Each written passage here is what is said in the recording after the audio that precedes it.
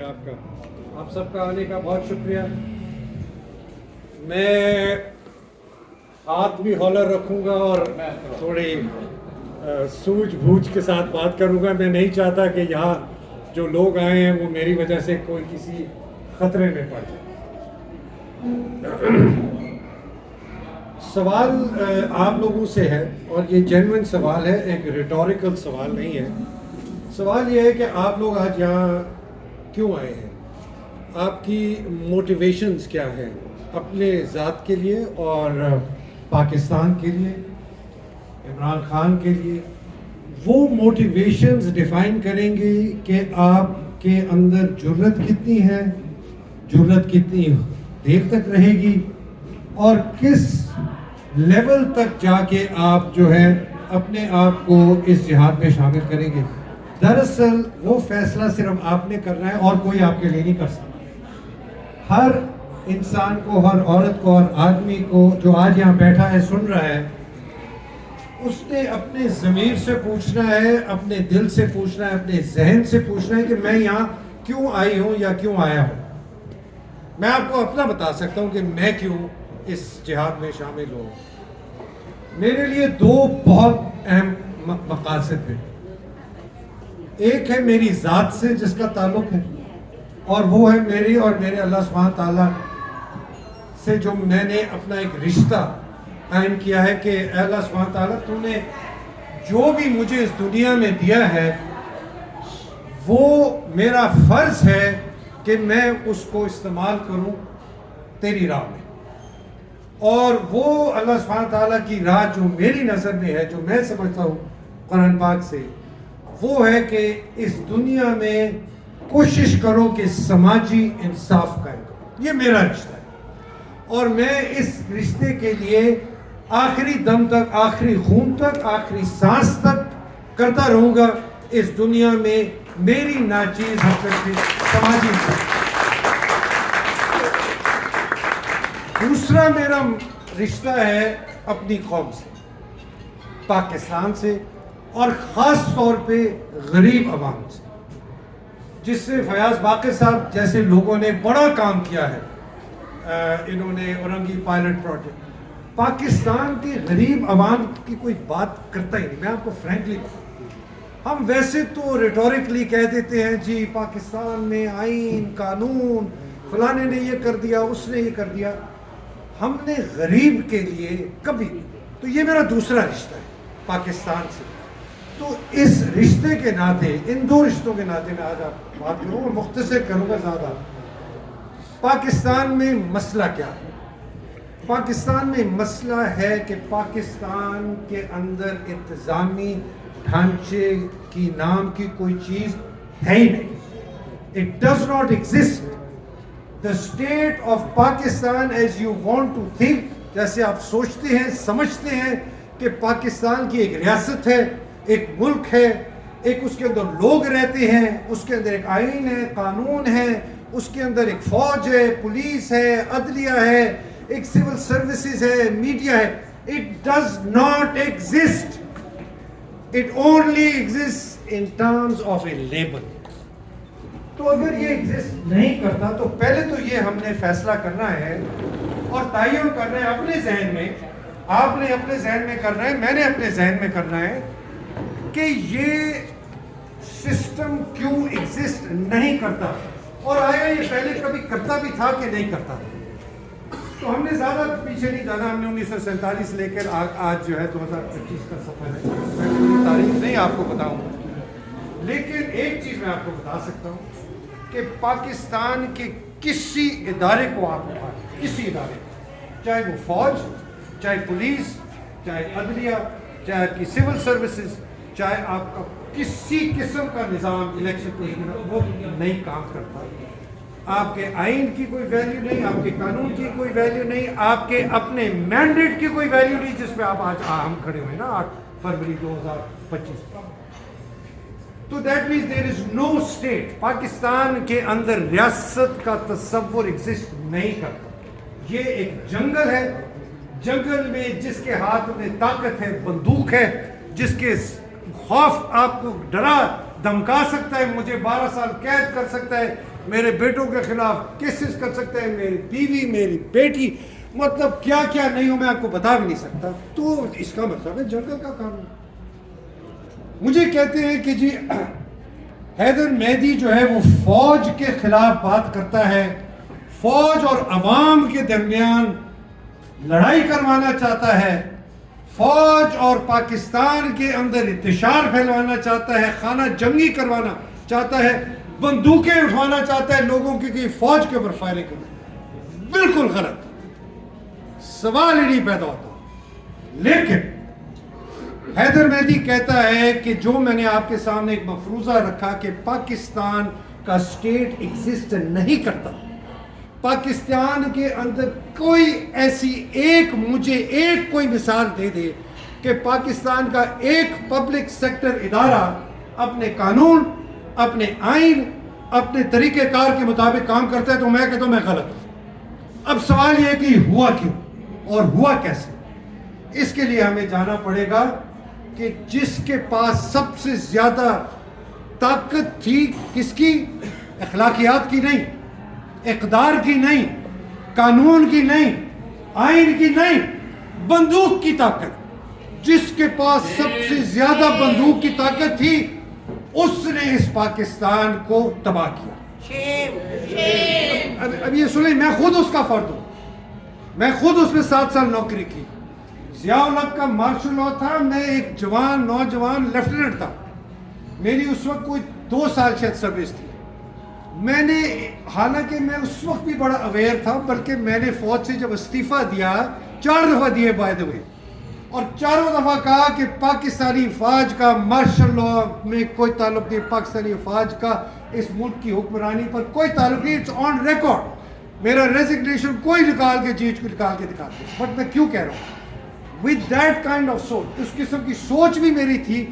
میں نے قسم سے 5 ستمبر کو جو ہم نے سنا, ہم بلوچستان میں تھے, 50 سال سے ہے فوج بلوچستان میں, 1974 کی گئی ہوئی ہے, آج 2025 ہے, 51 سال ہو گئے, خانہ جنگی چل رہی ہے.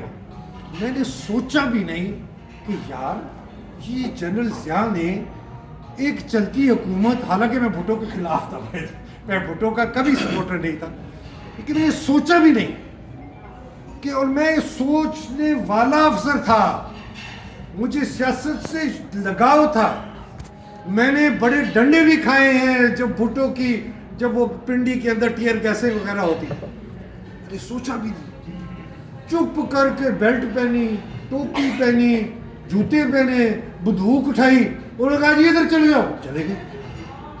سوچا بھی نہیں کہ یہ غلط ہے, ایک آئینی حکومت کو نکال دیا ہے, سوچا بھی نہیں. یہ میں بات کر رہا ہوں جب ہم قدرن بہتر تھے, ہماری فوج میں کوئی پلاٹ نہیں تھا, کوئی کلچر نہیں تھا, کوئی گھر نہیں تھا, کچھ. 15 تاریخ کو تنخواہ ختم ہو جاتی تھی, کینٹین والے سے جا کے ادھار مانگتے تھے, کوئی یار کو پیسے دو تو آگے چلائے, سائیکل بھی افورڈ نہیں کر سکتے. پورے ملیر کنٹونمنٹ میں ایک گیسٹ ہاؤس کے اندر ایئر کنڈیشنر بھی نہیں تھا, آرمی کے میس کا. آج آپ جا کے دیکھیں. Anyway, I want to move forward quickly. Ayub Khan نے 1951 میں جب وہ بنا ہے کمانڈر ان چیف, پاکستان کی تباہی اس دن سے شروع ہوئی, اس لیے کہ یہ لوگوں کو تاریخ نہیں پتا تھا. ہم ایوب خان, او جی بڑا زبردست, تو کیا ہینڈسم آدمی تھا, وہ دیکھیں جی امریکہ گیا, کیسے اس کو جیکی کینیڈی اس کے ساتھ کھڑے ہو کے تصویر بنائی, او جی دیکھیں جی جان ایف کینیڈی نے کتنے. ایوب خان کو نہیں, وہ آپ کو پاکستان کو قابو کر رہے تھے. 1953 کی جو ڈسمسل ہے خواجہ ناظم الدین کی, وہ غلام محمد نے ایوب خان کے ساتھ مل کے کروائی. ایوب خان نے کہا کہ میں تمام کمیونیکیشنز انگلینڈ سے کٹ آف کر دوں گا کہ speaker of the assembly queen کو یہ نہ کہہ سکے کہ جی حکومت جو ہے الٹ گئی ہے, غیر قانونی چیز ہوئی ہے. اور یہ تاریخ آپ کی ایوب سے لے کر چلتی گئی, یا کے بعد آپ کا ضیاء مشرف. واٹ ہیپنس, کبھی آپ نے غور کیا ہے, میرے بھی ابھی دوست احباب رشتہ داروں کے بچے, اولاد, بھانجے, بھتیجے, داماد, بیٹے فوج میں, میرے اپنے رشتہ دار فوج. मैं उनसे पूछता हूँ 34 साल हमने हुकूमत की, फौज ने इस मुल्क पे डायरेक्टली और इनडायरेक्टली 52 से लेकर आज तक की है। मुझे तुम ये बता दो कि हमारा इलेक्शन का निज़ाम बेहतर हुआ? मुझे तुम ये बताओ हमारी अदलिया आज़ाद हुई? मुझे तुम ये बता दो कि हमारी पुलिस इफ़ेक्टिव हुई? मुझे तुम ये बता दो हमारी सिविल सर्विसेज इफ़ेक्टिव हुई? मुझे तुम ये बता दो हमारा मीडिया आज़ाद हुआ? मुझे तुम ये बताओ इस मुल्क में करप्शन ख़त्म हुई? मुझे ये बताओ कि इसमें स्कूल, कॉलेज, यूनिवर्सिटियां अच्छी बनी? मुझे ये बताओ इस मुल्क के अंदर अस्पताल अच्छे बने? मुझे ये बताओ कि इस मुल्क के गरीब की हालत बेहतर हुई? नहीं हुई। क्यों नहीं हुई? 34 साल तुम बैठे रहे, 71 साल तुमने पीछे बैठ के हुकूमत की, सारी ताकत तुम्हारे पास, सारे सियासतदान तुम्हारी जेब में, तुम्हारी गोद में, अदलिया को तुमने तबाह किया, तुमने तमाम पुलिस को करप्ट किया, तुमने मीडिया को खरीदा, तुमने फिरका वारियत लेके आए, तुमने 5 जंगों में हमें धोखा।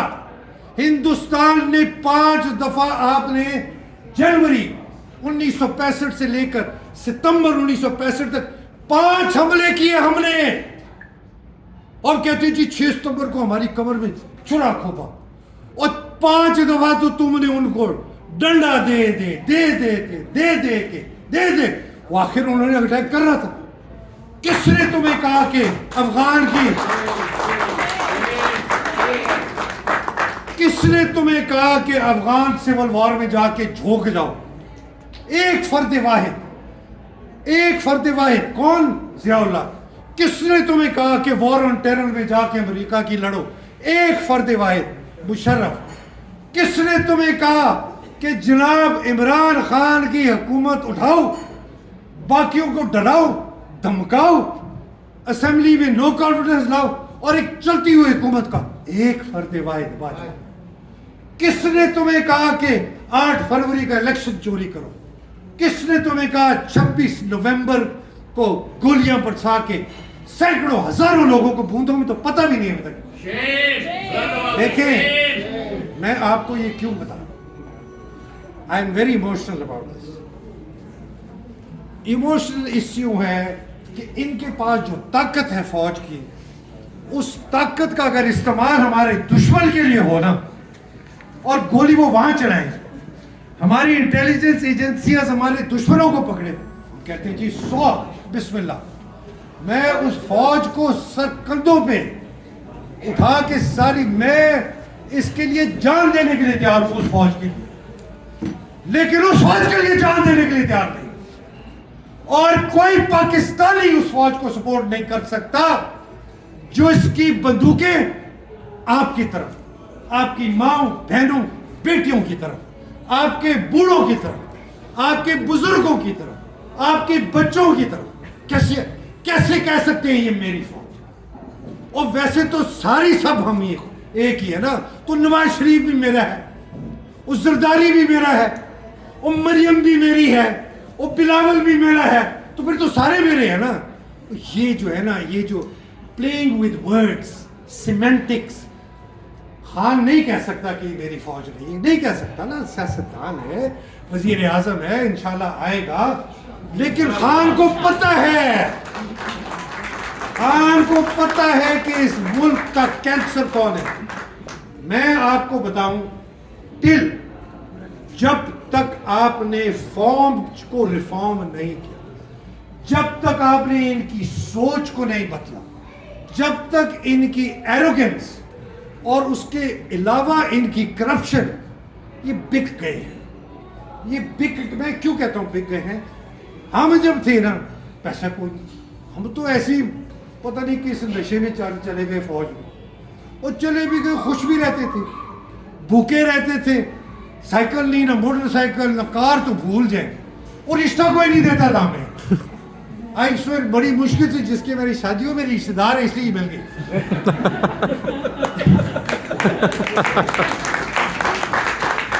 हमें कोई रिश्ता नहीं देता था, भूखे मरते हैं फौजी, इनके पास पैसा ही कोई नहीं है। हाँ, एक जरा वो دال اس طرف سے لا کے ویٹر دیتا تھا, دوسری طرف سے لا کے پھر دال دیتا تھا. یہاں وہ دال کھاتے تھے میسوں میں, دیتے بڑے اسٹائل سے تھا ایسے کر کے. بڑی سمپل فوج تھی آنیسٹلی. لیکن ہم بھی, ہمارا بھی دماغ, اور میں ختم کرتا ہوں, ہمارا بھی دماغ یہ تھا کہ ہم بہت زبردست ہیں, ہم سپیریئر ہیں, ہم بڑے دلیر ہیں, ہم بڑے آنیسٹ ہیں, ہم کرپٹ نہیں ہیں. یہ سویلین جو ہے نا, یہ سارے بڑے کبیرے ہیں, یہ گھٹیا ہیں, یہ انڈ ڈسپلنڈ ہے, یہ کرپٹ ہے. فوج میں پی ایم اے میں 3 سینٹینسز سنتے تھے. Don't talk like a civilian, مطلب اینی شامی جبڑیاں مت مارو, طریقے سے بات کرو. مطلب ڈونٹ ٹاک لائک سیولین ہے, سیولین کو بات ہی نہیں کرنی آتی. دوسرا ہے don't walk like a civilian, civilian کی طرح مت چلو, سیولین ایسے ایسے چلتا ہے, فوجی ایسے ایسے چلتا ہے. اور تیسری بات کیا, don't stand like a civilian, civilian ایسا ڈھنگا ہو کے کھڑا ہوتا ہے, فوجی ٹھیک کھڑا ہوتا ہے. یہ ہمیں جی 2 سال کوٹ کے کہ سیولین اچھوت ہے, غلیظ ہے, گندا ہے, کرپٹ ہے, کمینہ ہے, سیاستدان بھی کبھی یہ وہ فلاں. 8 February and I will end. 8 February Pakistan کی سب سے بڑی جیت ہے. میں اس کو کالا دن نہیں کہتا آنیسٹلی. اور جب یہ خان نے کہا تو میں نے پیغام بھی بھیجا, میں نے کہا خان یہ کالا دن نہیں ہے, یہ بہت نورانی دن ہے. پہلی دفعہ اس قوم نے بتا دیا ہے کہ میں اجتماعی طور پر حق اور سچ کے ساتھ ہوں, میں ان گولی والوں کے ساتھ ہوں. It is a huge win for Pakistan. آپ اس کو انڈر ایسٹیمیٹ نہ کریں. اور لاسٹ ریکویسٹ آپ سب کو, پلیز آپ لوگ ہمت نہیں آ رہی. سب سے پہلے جو جنگ ہے نا وہ یہاں ہوتی ہے. او نہیں جی کچھ نہیں ہونے لگا, او نہیں جی نہیں یہ فوج ہے بڑی طاقتور ہے, ان کو کون ہٹائے گا, اور نہیں جی ایسے ہی چلے گا, ان سے مفاہمت کرو. آپ نے ان کو 1 انچ دیا, انہوں نے 6 میل لے کے اگلے 100 سال حکومت کرنے کا ارادہ کریں گے, لیکن نہیں کر سکتے. کیوں؟ اس لیے کہ جتنا زیادہ یہ ظلم کریں گے, کچھ لوگ مان لیں گے چلو جی چپ کر کے بیٹھ جاؤ جی, آگے چلو جی مٹی پاؤ. لیکن جو ان کے خلاف غصہ ہے ایک کور گروپ کا, اور یہ 80-20 کا رول آپ نے سنا ہوگا, پیٹر پرنسپل کہتے ہیں کہ 20% لوگ جو ہے نا وہ دراصل تبدیلی لے کے آتے ہیں. تو پاکستان میں تو 20% کی بھی ضرورت نہیں ہے, 2% کی. فوج سب سے زیادہ خطرہ کس کو, عاصم کو کس سے ہے؟ اپنی کنسٹیچوئنسی سے, اپنی فوج سے.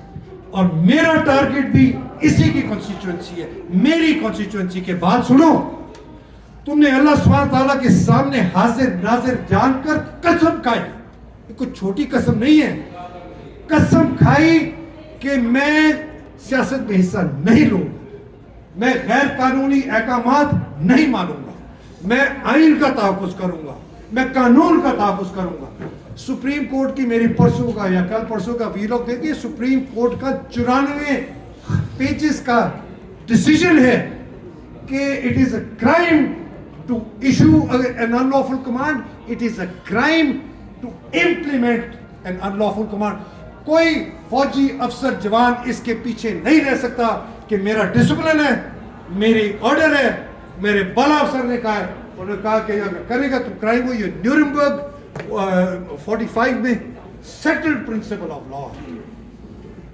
تو میرا بھی ٹارگٹ ان محب وطن فوجی افسر جوان ہے کہ بھائی جان اگر تم نہیں کرو گے, میں کہہ رہا ہوں نا یہ نہیں رہ سکتے, نہیں کرو گے, دو راستے ہیں پاکستان. یا تو عاصم کو کوئی نکالے گا, اور جب نکالے گا تو خوف کی فضا کم ہوگی, اور امید رکھتے ہیں, nothing is guaranteed, امید رکھتے ہیں کہ اس فضا سے قانون اور آئین کے اندر جو لوگ ہیں جن کے دل میں حب الوطنی ہے ان کا خوف کم ہوگا اور وہ راستہ نکالیں گے. اگر نہیں ہوگا نا, آپ میرے سے آج میری منہ میں خاک لیکن میرے سے آپ لکھ لیں, Pakistan will break up, Pakistan will implode, Pakistan will self-destruct, یہ سسٹم چل نہیں سکتا, یہ اکانومی ایسے چل نہیں سکتی, یہ ظلم ایسے چل نہیں سکتا, یہ بھی کریک کرے گا, یہ پھٹے گا, یہ ٹکڑے ہوگا, اس کے اندر تخریب کار آ جائیں گے, اس کے اندر اینٹی اسٹیٹ لوگ آ جائیں گے, اس کے اندر ٹیررسٹ آ جائیں گے, اس کے اندر ہر منفی ایسپیکٹ سوسائٹی کا آ جائے گا. اور آپ اس دن سے ڈریں کہ آپ لوگوں کے جن کے بڑے بڑے گھر اور پلاٹ ہیں, میرے تو کوئی بھی نہیں ہے, میں تو یہاں بھی کرائے کے گھر میں, بیریا میں, ڈی ایچ اے میں, گلبرگ میں, کلفٹن بلاک 5 میں, فلانے میں, ڈمکانے میں, کوئی نہیں بچا. یہ آپ کو میں بتا دوں, آپ بالکل میں آپ کو تھریٹ ڈرا دھمکا نہیں رہا ہوں. I am telling you from history. I don't know when, I hope it doesn't happen tomorrow. اس سے پہلے حالات ٹھیک ہو جائیں اور یہ یاسین جائے, قانون اور آئین کا راستہ ہے, خان واپس آئے اور خان پھر وہ ریفارم کرے. خان کے پیچھے کیوں ہیں ہم لوگ؟ ہمیں امید ہے کہ یار یہ بندہ پاگل ہے. میں اس کے پیچھے اس لیے کہ مجھے اپنا پاگل پن اس میں نظر آتا ہے.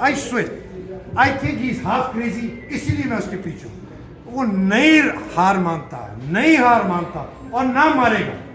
تو اللہ سبحانہ تعالیٰ آپ سب کو حفظ و امان میں رکھے, آپ کے اہل و عیال کو حفظ و امان میں رکھے, پاکستان کو حفظ و امان میں رکھے. پاکستان زندہ باد, پاکستان پائندہ باد.